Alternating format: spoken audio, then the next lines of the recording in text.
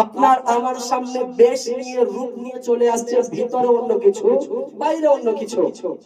পাক্কা রাসূলের দুশমন হয়ে মসজিদে ঢুকছে, কালারিং নিয়ে নিয়েছে সুন্নিদের, পাগড়ি পরে নিচ্ছে সুন্নিদের, জুব্বা লাগিয়ে নিচ্ছে সুন্নিদের।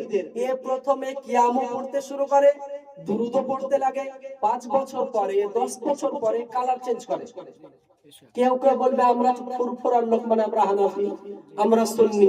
কেউ ফুরফুরা নাম নিয়ে সুন্নি মহলে ঢুকে পুরো এলাকার মানুষকে দেওবন্দি বানিয়ে ফেলেছে। আর এদের একটা চক্রান্ত আছে। আপনাকে একটা পেটের খবর বলছি, শোনেন, হাড়ির খবর বলছি ওয়াহাবিদের।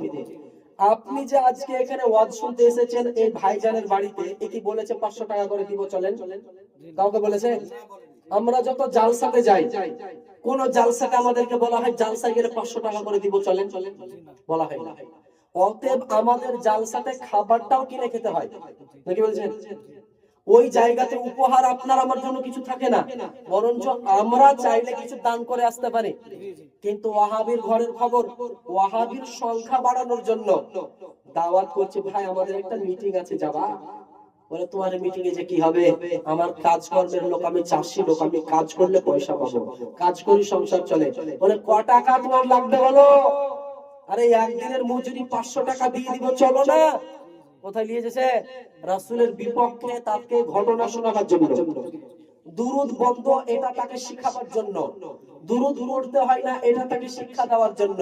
কিয়াম পড়া বিদআত, এটা শিক্ষা দেওয়ার জন্য। টোটো ভাড়া, যাওয়া আসা সব দিব, এক বেলা পেট ভরে বিরিয়ানি খেতেও দিব, এবং 5 খান করে বই ফ্রিতে দিব, আর 500 টাকা করে টাকা দিব।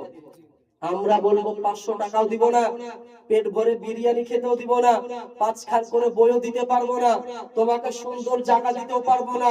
রাসূলের মহব্বতে মিলাদ করেছি, যেমন জায়গা পেরেছি ওখানে যদি আসতে পারো, এখানে সাহাবীর জিকির হবে, এখানে নবীর প্রশংসা হবে, এখানে খোদার আলোচনা হবে, এখানে ওলিয়া উলিয়ার প্রশংসা হবে, এখানে পীর মাশায়েখের সমালোচনা করা যাবে না, ওনাদের পক্ষে কথা বলা হবে।